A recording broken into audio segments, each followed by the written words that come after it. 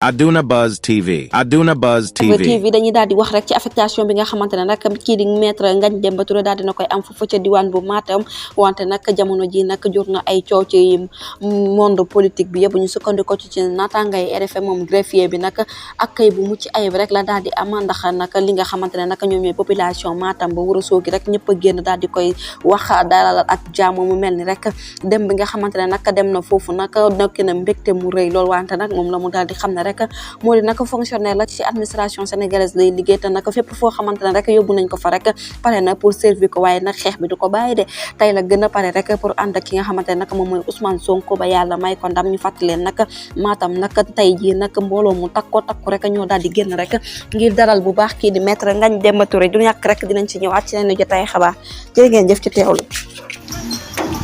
buñ koy firi ci suuf yi buñ koy firi dañ naan ki nga xam ne ni day il souffre du boulimie de pouvoir maanaam bëgg a jiite bu ëpp bëgg pouvoir bu ëpp ñi nga xam ne ni feebar boobu lañ jor maanaam kenn mënu leen faj xam nga lan moo tax li ko doon faj mooy ki bëgg a jiite li xel mën a nangu mooy ki nga xam ne day xaccoo jiite boo feebar boobu fekkee ne feebar boobu la yor li ko war a mën a faj xanaa mooy nga jox ko bu jiite boo ko joxee bu jiite mu wér waaye déedéet suuf yi dañ ne ki nga xam ne nii dafa bëgg jiite bi amul ci sago ba mujj doon feebar ci moom boo ko joxee mu jiite mu mere la boo ko joxut mu jiite la mu mere la ñaar la boo ko joxee mu jiite la dalay mere boo ko joxut mu jiite la dalay mere ñu ne boo ko joxut mu jiite la de bu la meree ñun mën nañ comprendre waaye boo ko joxee mu jiite la mu mere la te moom jiite rek la bëggoon mu ne waaw parce que boo ko joxee mu jiite la bu la jiitee ba pare maanaam appréciation bi nga ko waroon a apprécier si jiite gi mu la jiite doyut maanaam gëdd gi nga ko waroon a jox si jiite gi mu la jiite maanaam doyut dafa mel ni yow dalaa jiite ba pare yooyu da koo xeeb quoi xam nga kooku si feebar lay dee yaa ngi gis boulimie de pouvoir nag ñun africains yi daf ñu sonal man ku ma waxoon ne Macky Sall dina jël Sénégalais yi jël leen en otage ci ay troisième mandat dama la xam ne yow waxoo dëgg parce que nit mënoo toog di xeex doon kilifa di xeex benn mbir ba toll fi nga toll mbir moomu noonu fukki nit ak ñaar wala ñett dee ci yow jamono yi Mamadou Diop di dee sax booba yaa ngi taxaw affaire bi nga fekkee ko nga mën a ñëw benn journaliste poser la question ci sa troisième mandat nga ne ko nii woy nii non loolu respecté woo waa ji nga xam ne moom nga àndaloon mu dee sa kanam ngeen di xeex troisième mandat respecté woo ko maanaam mérité wut réponse boobu noonu nit Mamadou Diop mi nga xam ne yaa ko gis muy dee auto police bi di ko fiir muy dee nga gis ko nga kaas loolu mu métti la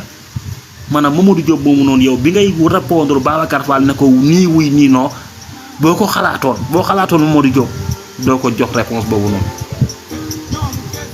danga naan ko yabaate danga waroon a wax Babacar Fall ne ko yabaate weesuwut nga toog ak man ak li ma xeex troisième mandat bi yëpp nga may laaj ndax dinaa def troisième mandat yow da nga war a sax génn salle bi loolu maanaam loolu boo ko defoon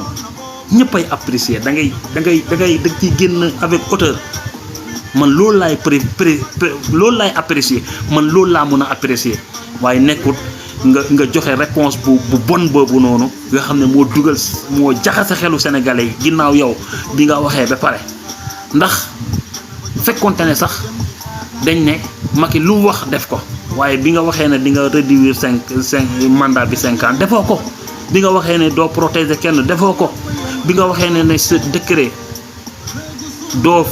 signer décret boo xam ne day fal sa membre ci sa famille defoo ko yooyu noonu yëpp bu amee nga ñëw waxaat ñu nii wuy nii non gën nga aggraver mbir mi moo tax tey boo demee bene doo def troisième mandat nit ñi di la apprécier ñun mënuñ cee bokk doon ñu ay naafeq on n'est pas des hypocrites voilà kon boulimie de pouvoir boobu noonu mooy loolu rek li ci tegu mooy la peur de rendre compte parce que da ngay toog ñu fal la nga foog ne yow nguur gi dootul jeex loolu gàtta xel weesu ko yow nit nga remplacer nit a fi doonoon président nga xeex ba mu jógee fi nga toog yow nga jàpp ne sa gàtta xel jàppal may la nga naan yow dootu fi jóg loolu du gàtta xel sax loolu dof la quoi à la limite dof la mu tax bu ngeen fàttali ko souvent dama naan ñii nii du question ay kii de ñii dañoo feebar de parce que Moustapha Niasse bu toogee naan waaw buur yàllaa koy fal kon boo ko contré ko yàlla nga contre pourtant Moustapha Niasse wax na loolu de xam ban année la 2017 xaw ma 2017 xaw ma 2020 yi xamatuma ban année la ko wax assemblée nationale ñu interview ko mu ne waaye ñii contre Macky Sall xamuñ ne Macky Sall yàlla moo ko fal yàlla mooy fal waaw ku ko contre rek yàlla nga contre yàlla lañ amal affaire immédiatement la répondre sama waa jooju muy Moustapha ma ne ko Moustapha xanaa kon yow mu ne te contre yàlla yéefar ngay doon ba ma koy tontu ma ne ko Moustapha xanaa jamono yi fi Abdou Diouf nekkee Senghor nekk fi yëpp dëgg sax jamono fi Abdou Diouf nekkee Abdoulaye Wade nekk fi nga nekk si opposition bi créer sa parti tuddee ko AFP xanaa jamono yooyu yëpp nag yéefar nga woon ndax d'accord woon ak ñi nga xam ne ni ñoom la fi yàlla tegoon ñu doon ay président da nga doon opposé wu pour wala ne rek souvent sax dinañuy wax yoo xam ne nii normalement buñ ko waxoon ci réew moo xam ne nit ñi ñu ngi bàyyi xel liy xew ci politique bi ñu ngi bàyyi xel si ni ñuy gérer seen am-am konoon sax ñii nii maanaam dañuy jóg si ñoom quoi dañuy jóg si ñoom buñ fekkente ne président assemblée nationale ñu xeex bañ wàccee ko fekkente ne ministre la ñu xeex bañ wàccee ko wala mu démissionné waaye peuple sénégalais amaguñ taxawaay boobu amaguñ maturité boobu noonu waaye am na nit attitude yoo xam ne boo ko yoree yor ndombo tànk yoo xam ne sénégalais yi ñoo la ko jox mais tu mérites sénégalais yi ne la arrête doy na yow soxlaatuñ la voilà peur de rendre compte def nga toj loolu peur de rendre compte tax na nga ne yow ni nga fi war a jógee daal yow yaa koy seet il n'en est pas question man Macky Sall le président Ousmane Sonko wutuma fi ndax bu ma fi wutoo tey musiba am kon yow yaa ngi wax d'une autre manière sénégalais yi ne leen def naa fi toj te toj yooyu noonu bi ngay dawal sa mandat bii nii ku la ko wax nga ne toj amul comme defoo benn toj am defoo benn sa ñi nga àndal defuñ benn scandale financier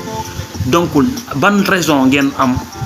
di nourrir ce qu'on appelle la peur de rendre compte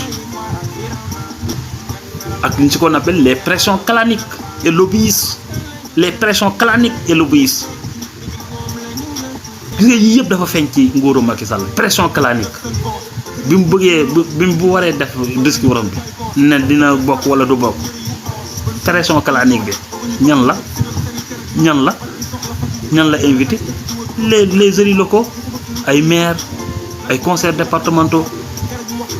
ñooñu la woo ñu ñëw toog ci palais bi salle des banquets di ko xalamal naan ko yow la am sax ñu si dem benaan boo présenté wut ñu si d'accord nañ génn salle bi et cetera c'est pression clanique ñeneen ñi ñëw di ñëw si suuf waaw ne la yaay doomu diw yaay doomu yow tu es capable yow yaa fi gën yow ñeneen ñi boo leen bàyyi réew mi musiba am yow réew mi yow la soxla réew mi doo ko bàyyi boo ko bàyyee nangam mel ni moom yow balaa ngay judd sax Sénégal am na di dox nga judd Sénégal yar la mag ba nga mag mu jàngal la ba nga tekki Sénégal googu noonu ëlbati ko jox la réew mi am nit ku ñëw naan la yow boo bàyyee Sénégal suuf te Sénégal existé woon avant yow ngay judd sax xanaa yow loo gàtt xel xam nga ne Sénégal yow ni mu amee woon bi nga juddoogul mu amee noonu ba def la lim la def yëpp noonu ak ni mu amee bi nga ko yoree ba jeexal war ngaa am xel ne noonu la Sénégal di continuer di am boo fi jógee kon ki ñëw di la wax waxu dof yooyu noonu sama waay boo ko dégloo yow yaa ko gën a naxa saxandang loolu la ñuy tuddee lobbyiste les pressions claniques ça veut dire lobbyiste lobby yi nag ñoom mooy ñi nga xam ne nii intérêt rek moo tax ñu topp la du si mel na ay patron de presse du si mel na ay patron d'entreprise xam nga ñoo xam ne ni tey dañoo waroon a fay impôt bu doon nga baal leen ko ñu ngi am ay privilèges ñu ngi gagné ay marché et cetera ñooñu li tax bëgguñ yow nga wàcc mooy que ne privilège yooyu noonu c'est pas sûr et certain que keneen bu ñëwee dinañ continuer di ko am mooy lobby yi moo tax loo ci dégg gëmmal dóor faagaagal ko am ñeneen ñu lay wax ne rey ko am ñeneen ñu lay wax ne tëj ko waaye nag lu waay rendi rek sa loxo lay nàcc lu waay rendi rek sa loxo lay nàcc te président Ousmane Sonko waxoon na la ko newoon na la